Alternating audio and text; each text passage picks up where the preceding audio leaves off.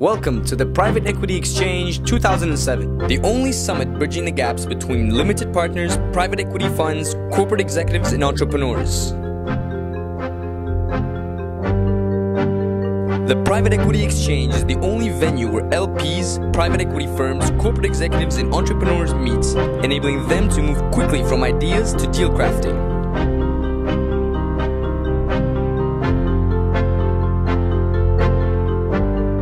The Private Equity Exchange, the largest private equity event in Europe for CEOs, funds, and LPs. Restructuring, M&A and Turnaround.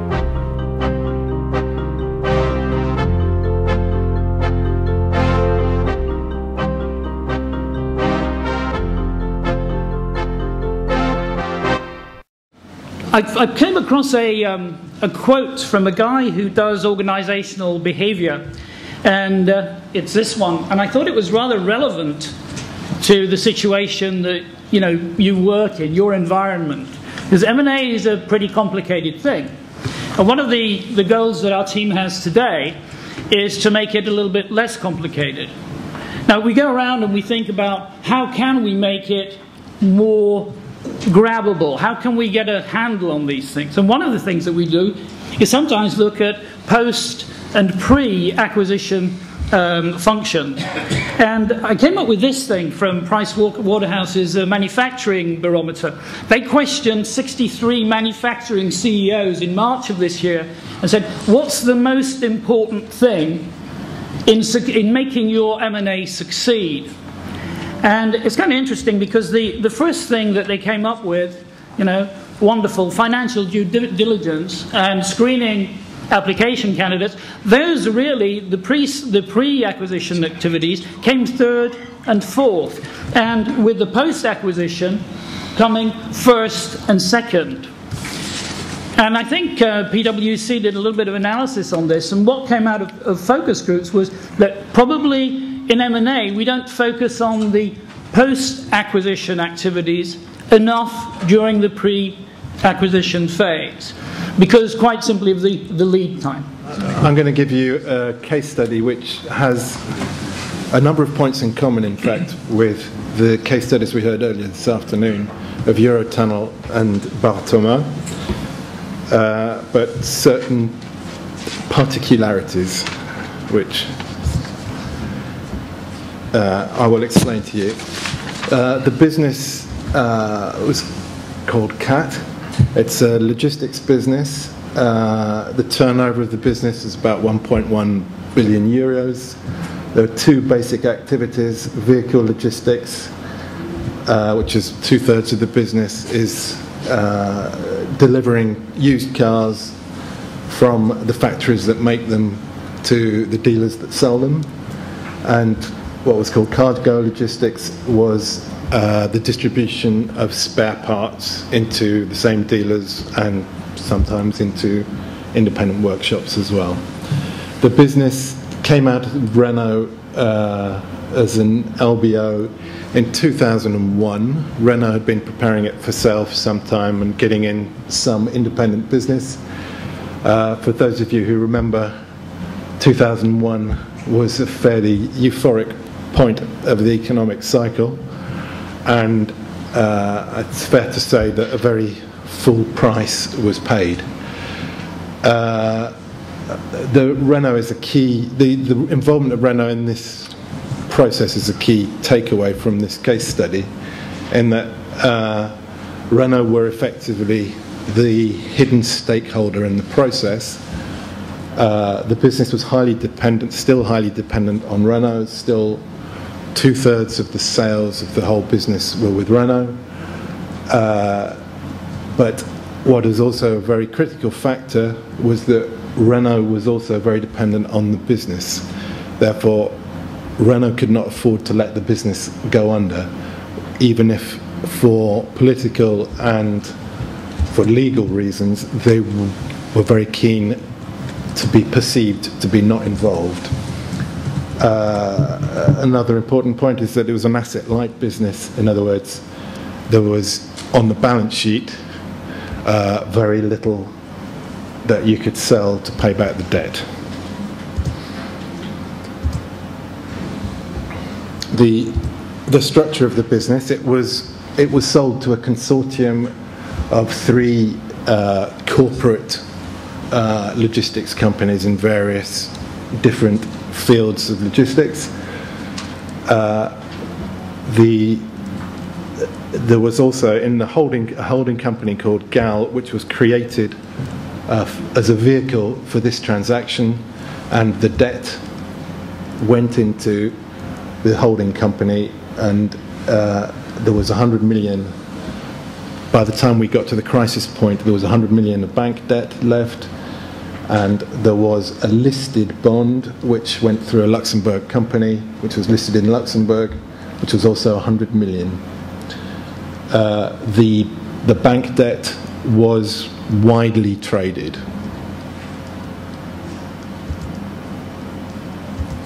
Okay, the origin of the distress of the company.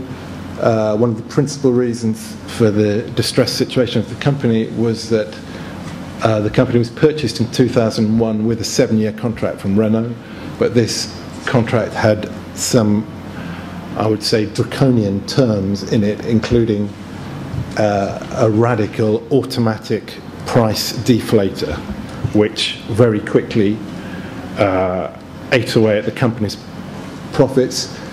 This was exacerbated by a sharp decline in volumes from Renault due to a loss of market share in Western Europe. The crisis was identified, I would say, around 2005, when there was a sharp fall in the Renault sales, and also there was the beginnings of a sharp increase in the fuel costs, which added a lot to the costs of the business. So the first step in the process was basic operational restructuring and a search for economies.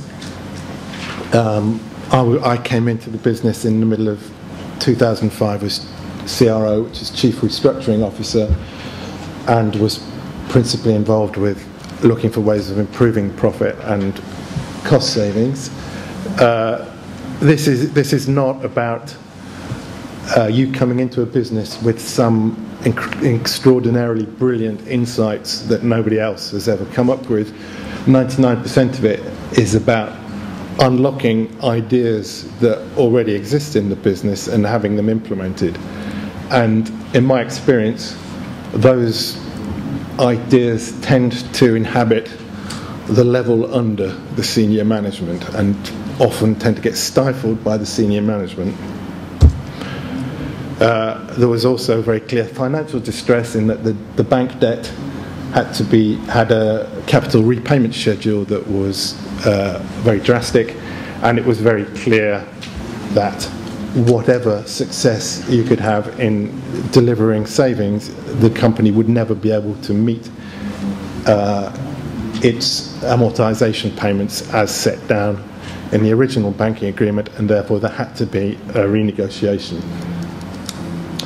So as a result of all these things, the company was put into the procedure de sauvegarde in May 2006, and you've learnt quite a lot about the sauvegarde, so I won't go into details about it, but I think it is important to say that the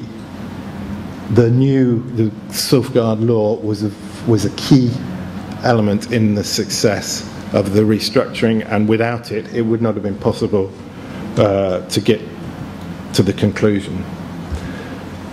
Just to go through the timeline of what happened. So initially,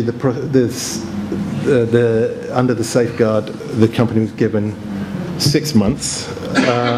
What is interesting is that we started off along a path which was ultimately completely unsuccessful, but we were able to come back with a second set of proposals which led to a conclusion. The initial path that didn't work was that the shareholders agreed an option with a company called Wallenius, which is a shipping company with a lot of interest in the automotive area, who was an indirect parent of one of the shareholders.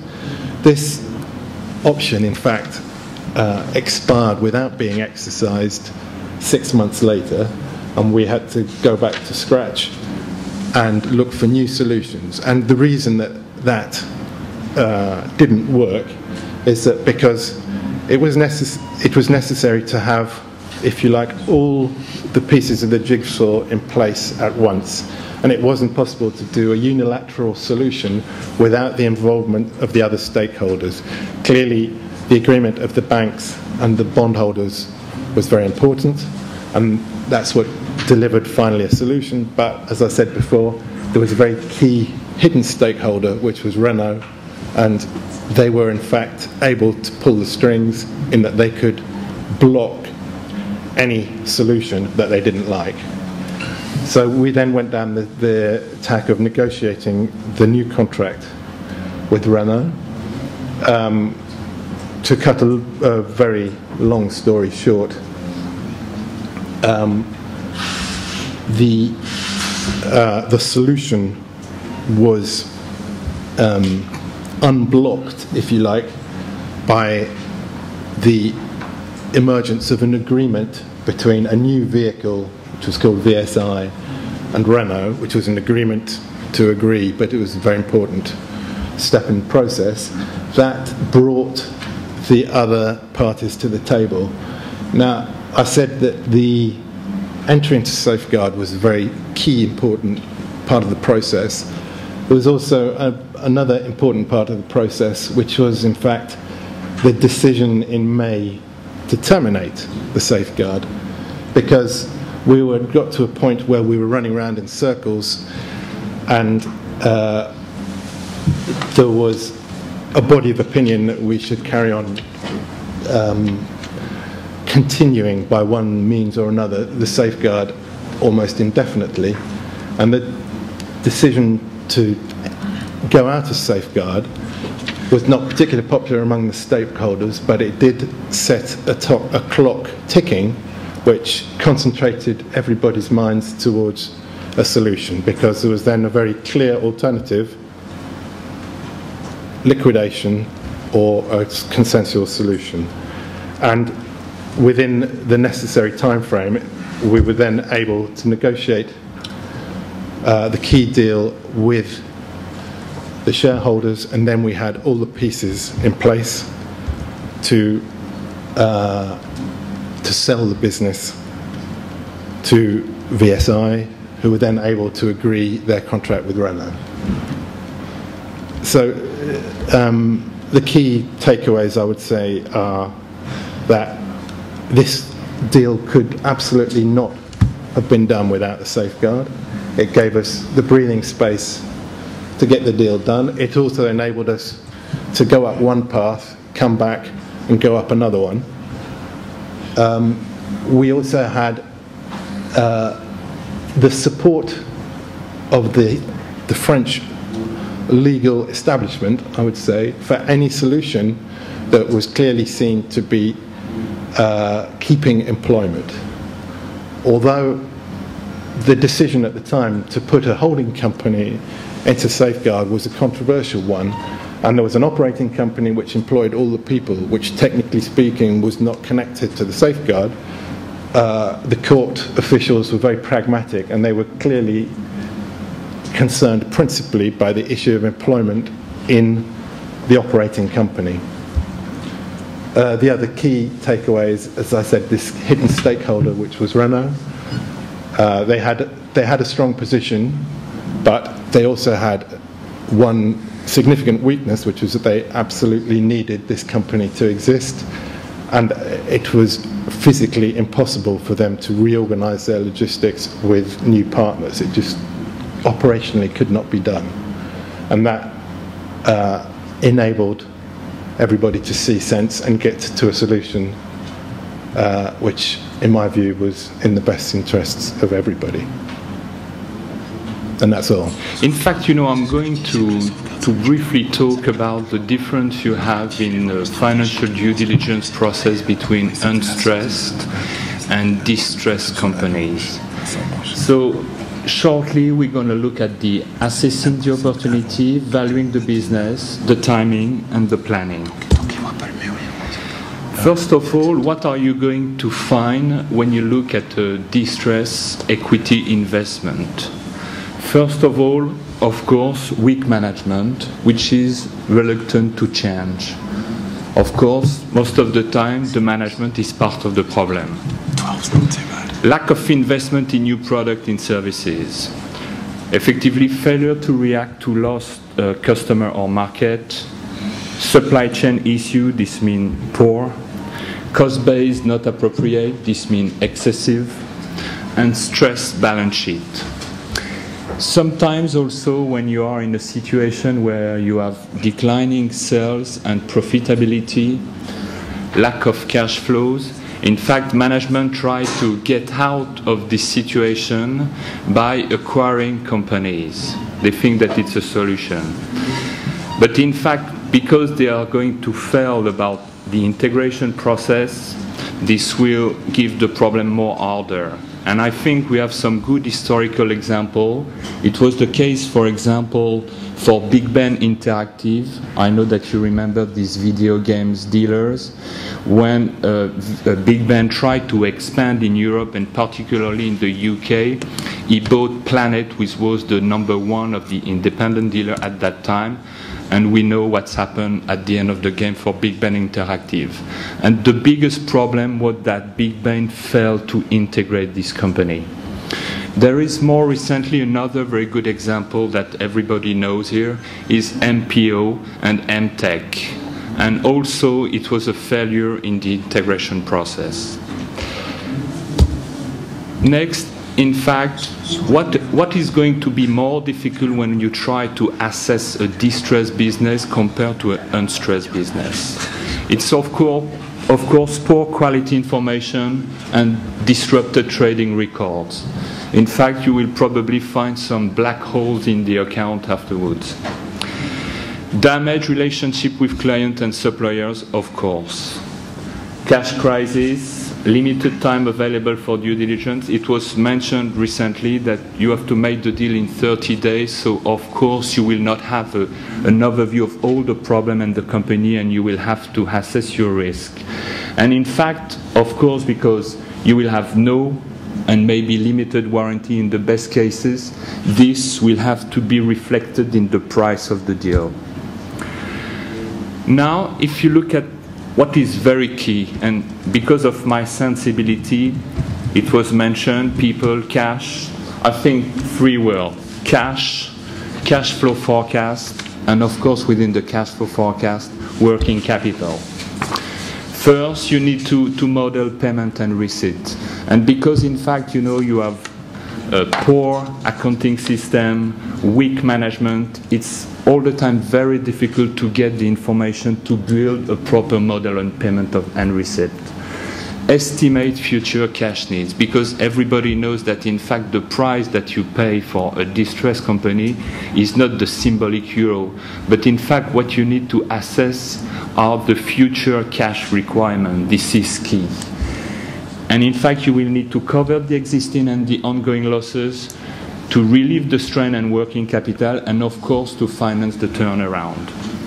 So what is key is to be in a position to assess in the best way the cash flow. Beware of hidden liabilities. Of course, we know that it's very, very difficult because limited time, policies and procedure, because as you know, you will face a weak internal control. So when you have a weak internal control, this opens the door for fraud. Exceptional item, but also complex intercompany position. When you look at the cash of a company, intercompany position can open 2 problems. The first one is that you will have difficulties to assess the transfer pricing policy. And the second point is because when you have complex intercompany position and flows, it is going to be difficult because it can mask and confuse the cash flows of the company. So all the time in this type of situation, look at in detail and carefully of intercompany position and flows are very important. Legal claims, of course, because when you have a distressed company lacking of money, you have a problem of quality, etc. So be careful about all the outstanding legal claims. Financial instrument, I think it's obvious to have a look at the off-balance sheet, and of course the well-known pension, and particularly if you face defined benefit schemes. In other words, cash is key. Here, in fact, you have a very short mapping, because the question is maybe to make the deal prior or after the insolvency. And in fact, here you have some advantage and disadvantage. Of course, if you are making the deal prior to insolvency, you will limit adverse publicity. But you will also take on all liabilities, hidden, known and unknown. Maximize talent retention. It's true that if you wait, probably you are going to pay a lower price, but the talent will have gone. Also, the client relationship are going to be damaged. Warranties and indemnities, of course, before you will have some and after none. Survival of leases and contract. It's true that most of the contract include clauses that they will not survive of any insolvency.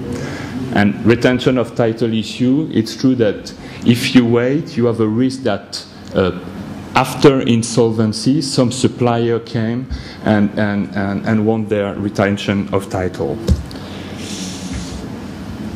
What is essential in the ground running? You know, I think it was maybe a premonition, but people are key.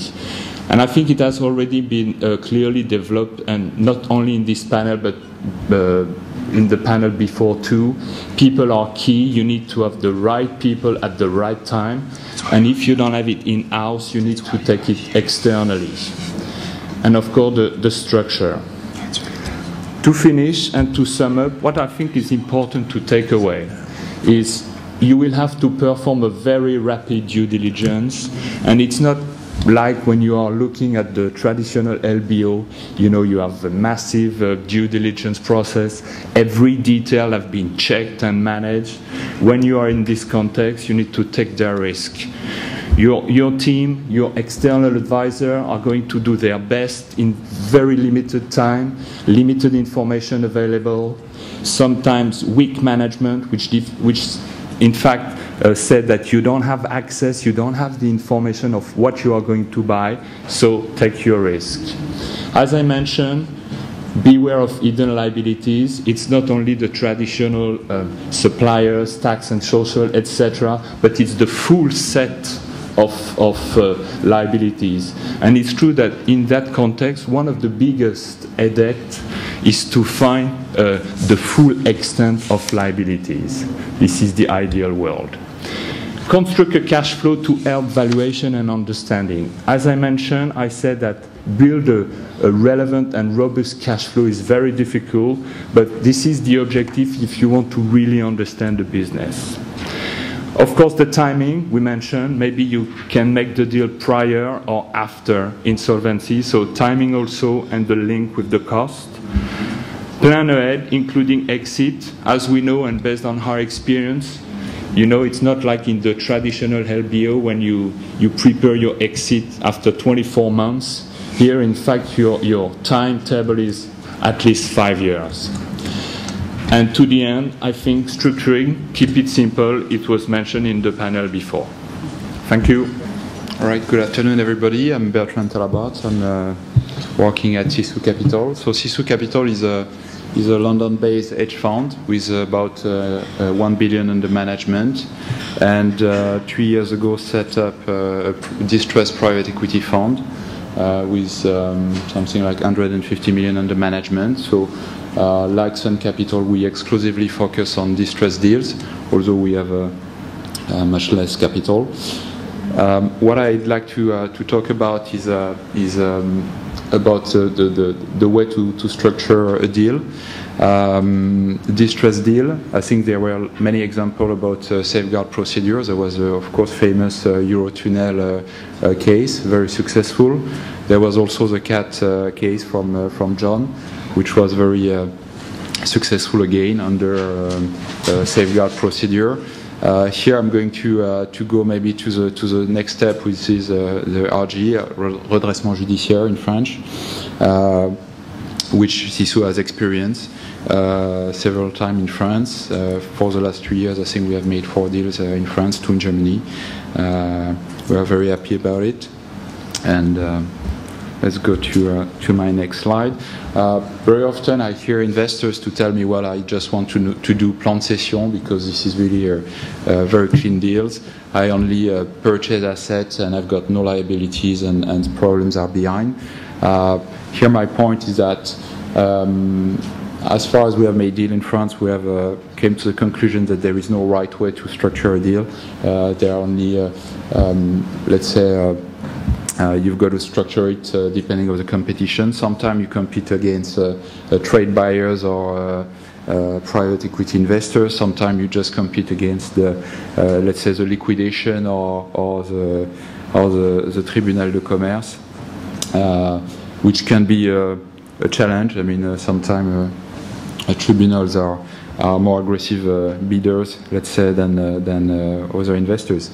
What are the key differences between those two way of doing? I think on the one side you are you basically gonna carry the debt of the company and let's say force debt repayment, ideally over 10 years. You're gonna limit your upfront investment. There was a statement about l'euro symbolique. And you've got a number of contracts that gonna remain. Your financing structure will still be under stress, but still in place. One of the key challenges when you operate under planned continuation is that you basically got to do a very heavy lifting in terms of restructuring. That means dismissing hundreds of people or more. That can be, of course, very painful. And finally, you got to be sure that your free cash flow are enough to repay your debt. And of course, you've got asset to leverage to repay this debt. On the other hand, the plan cession or the asset deal is looks very lean and clean, because you really let's say do cherry picking about what you need to reconstruct a new company. That means you got to make sure you don't forget any of those critical assets. That can be a customer list. I mean, this can be as simple as making sure you renew the mobile phone contract for your sales guy. I mean, it might sound very anecdotal, but this happened to us. I think Virginie from Bremont at the back of knows about the story. So let's go back to my slide. So it's really very critical to pick the right asset, to also pick the right people. There was a statement made before on retention of management. As a matter of fact, usually plan de continuation, plan de cession really arrive after a very long period of time. I'm going to show this in my following slide on a recent deal we made. And after 6 months or 12 months under stress, usually, I mean, all the good guys have left, and you've got nothing much to revive the company. Of course, the goodness about the plan de cession is that you have got no or limited liabilities and no debt to repay. Of course, you've got massive commitment to make to reconstruct the structure of the financial structure of the company and working capital injection. My conclusion, which I started with, was that there is no right way to structure a transaction. It's always a matter of competition, and the competition, even if you're alone, you are not alone. The following slide is just a recent example of what we had on a deal we closed during the summer. And my point here was that contrary to the CAT situation and probably Eurotunnel, although this transaction was much smaller, as soon as the company is not as strategic for its suppliers or its customers, it may, safeguard procedure is it's very hard to, or restructuring out of safeguard is very hard to achieve, because if at some stage someone doesn't believe in the equity story or in the business model, it can be very quickly the end of the company. That's exactly what happened to this company. In Q1 2006, it used to be a very successful company with over 100 million in retail market, over 100 million of turnover, approximately 10% EBIT and a debt around 30 million. After some market shift or market changes, it dropped into a cash stress situation that it couldn't face. Q1 it fell under safeguard procedure, but here I think the safeguard procedure, there are really two conditions to make it work. The first one is that everyone needs you, whether it's suppliers or customers, sorry, I forgot the second one.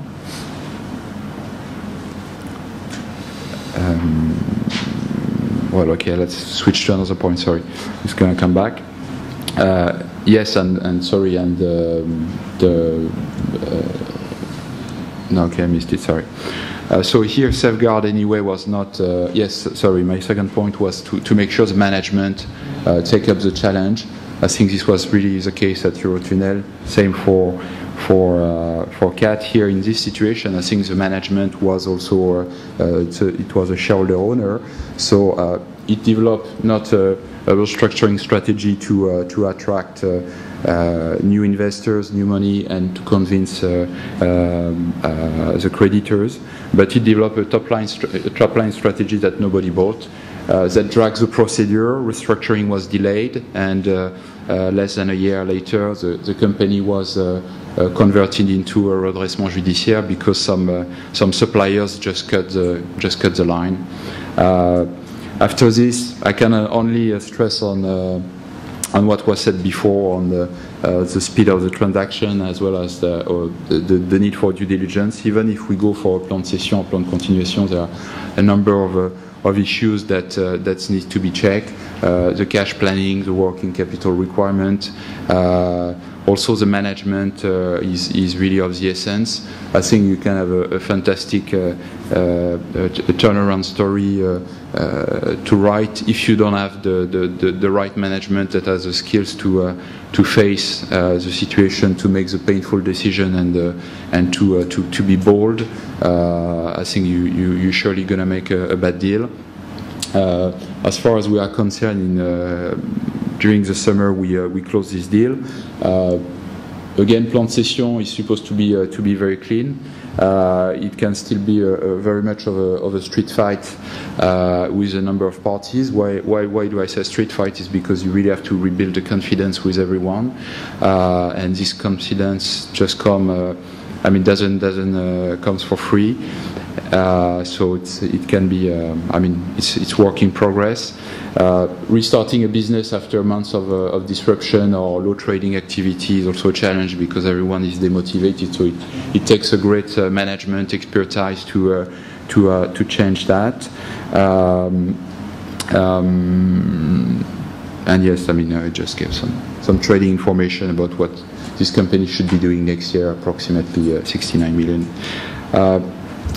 My last slide was rebounding of what was said by Sun Capital before, saying we don't just do deals, we invest in companies for which we believe there is a future, there is a business model that has a future, whether it's under its old form or this business model need to be tuned, reformatted, or polished, with two imperatives. The first one is really to focus on the short term, stop the cash burn, rebuild the trust with the customer and the supplier. Of course, the cash, everyone has said that. And when I said drop the bad apples, is that, well, we've got a number of diva and very important people in the company we invest in, but it's really the time to make the tough choice and to say, sorry guys, if you don't want to adapt, if you don't want to change, then you got to look somewhere else. On the medium term, and this is really a constant challenge, is how to focus on the short term, make the tough arbitrage, and at the same time covering the future, making sure that we pursue investment in important segments. Well, I listed a number of items: segment, product development, brand awareness, and of course invest in the right people. At the end, investing in distressed is of course doing a lot of engineering, a lot of negotiation, a lot of analysis, but ultimately it's really about redefining and refining a new business model for companies that fail, and this is well, let's say back to school strategy with a strong value proposition, identified customer, positioning and skills and competency. This was all about sharing about my experience and really over-emphasizing what was said before by KPMG and John Lloyd. Thank you. I thought today I would talk to you about an example, and out of variety, it's something in Germany. I'm not sure if it's because laws in Germany are simpler for bankruptcy, but that I think it probably summarizes a lot of things that were talked about today. At slide 2, just a bit of background. It was a boring cable operator. In fact, it was an operating regional unit of Deutsche Telekom. And Deutsche Telekom was forced by the European Commission to sell off its cable asset, which it did so in a way to make life difficult to the buyers. And a complete collapse of the telecom market completed the job for the buyers. So the 3 regional cable operators that were sold in the early 2000 were pretty much insolvent by 2002, and this is how a financial consortium took control of the KBW in 2003, and that was through the junior debt. At slide 3, just to position things, KBW was in a fairly affluent region around Stuttgart. What was attractive is that you had good demographics, good economics, so that was a sound environment. At slide 4, however, the company was not as sound. KBW was in a pretty precarious situation. I don't have the debt structure here, but roughly the company had over 800 million of debt.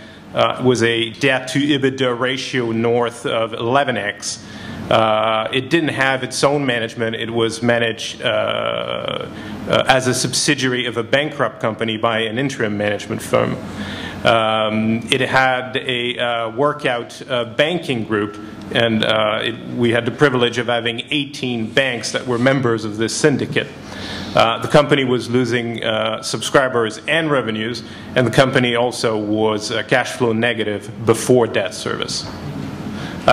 So slide 5 on that, the investment thesis was that we could make ourselves comfortable with an identifiable baseline case, and we could also have some hope with a good upside potential case. On the baseline case, it was a utility-like business when you think about it, with recurring revenues, low-priced, highly penetrated cable services. The key is that we could convince ourselves that we could stop the loss of subscribers to satellite, and I'll come back to that.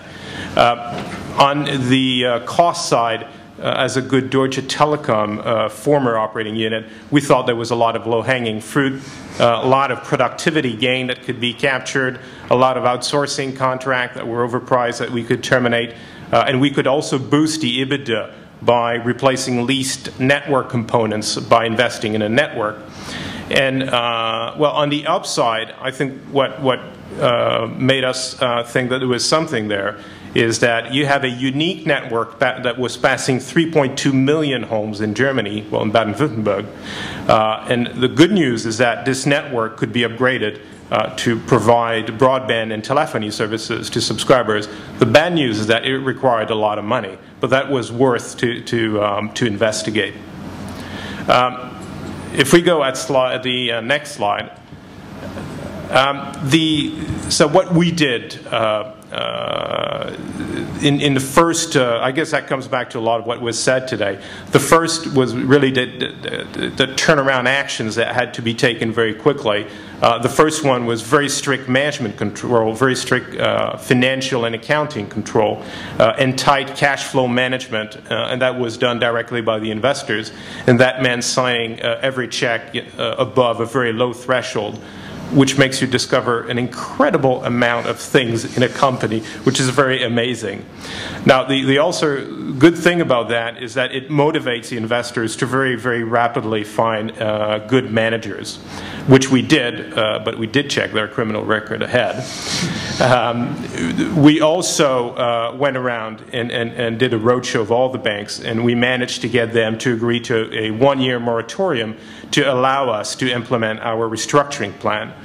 We did a pretty rapid cost-saving plan with about 30 million recurring annually. We also focused all the energy on the core business to stop the loss of subscribers.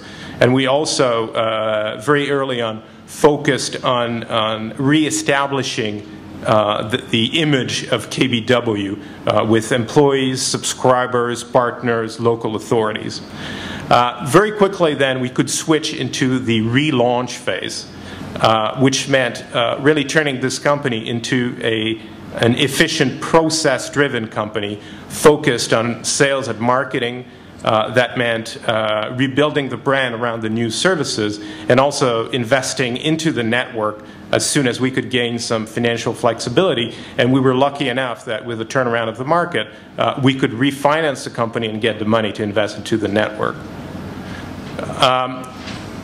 So if we go to slide 7 to animate this a little bit with some figures, over 3 years what we could do is increase revenues by about 25%. We could double the EBITDA. We managed to invest about 150 or close to 150 million in upgrading the network. And really what we could do then was to sell in 2006 a company that was then a growing company, and we could claim some multiple expansion. If we go to slide 8 to do a bit of marketing, really what we could do was to change the history, the storyline around KBW from a monoplay analog company into a triple play, which what it really meant is about a fifth of the revenues were generated by new services that did not exist 3 years ago. And in the meantime, we had managed to grow the core CATV revenues. At slide 9, maybe a few takeaways out of that, and it has a lot of resonance to what was said today. I think one of the key ones is to have financial flexibility and to plan for contingencies. What we did was to have an amount of contingency capital that we could draw if need be, even though we ended up never needing it, probably because we were lucky with the turnaround of the markets. That allowed us to take much bolder move much more quickly. Maybe we wouldn't have done that. The second thing was that we also focused on having an alternative to the banks, and we could get a securitization term sheet. So we could go around and visit our 18 financial institution in a senior credit facility and tell them, look, we have an alternative, we have a credible plan, here is what we want to do. We didn't have as high profile and negotiation as Eurotunnel, but it is effectively a very long and dreadful process. I think another very important thing that Bertrand touched into is it's important also not only to focus on the short term, and what helped us a lot here is that we started thinking in terms of upside case and having a long-term view. And that was very important in getting the right type of management, the right type of people, and in getting momentum within a company and getting employees to believe in what we were doing. And I guess the last takeaway is that it was a very complex machinery to set into motion with an enormous number of people to motivate, to get to believe into what you were doing, in tweaking a little bit your story with different angles, whether you talk to the banks, to the employees. At the same time, you have to convince local authorities to grant you some rate increases and the like. So it takes a lot of time, and probably always more time and effort than anticipated. And I guess paradoxically, the other takeaway that I have from there is that we should have done more, probably more quickly, and focus earlier on the longer term vision of what we wanted to do. But that's probably easier said than done. But the good thing is we could sell in 2006 after 3 years with something that turned out probably even better than we thought. Just one final thought before you leave. We all have great hopes for our strategies. This diagram is taken from an article from the Harvard Business Review called Turning Great Strategy into Great Performance. And the authors did a survey of companies to see just how effective their strategies were. On average, they came up with 63% of the potential value of the strategy. And down the right-hand side of that slide, you can see some of the things which managers, and they allotted percentages to them, some of the things which force us, or rather stop us realising the full potential of our strategy. It's an interesting article, and it refers very much to the same things as our previous speaker spoke about in terms of social flow. With that, I'd like to thank my panel for being so disciplined. Thank you very much. Great job.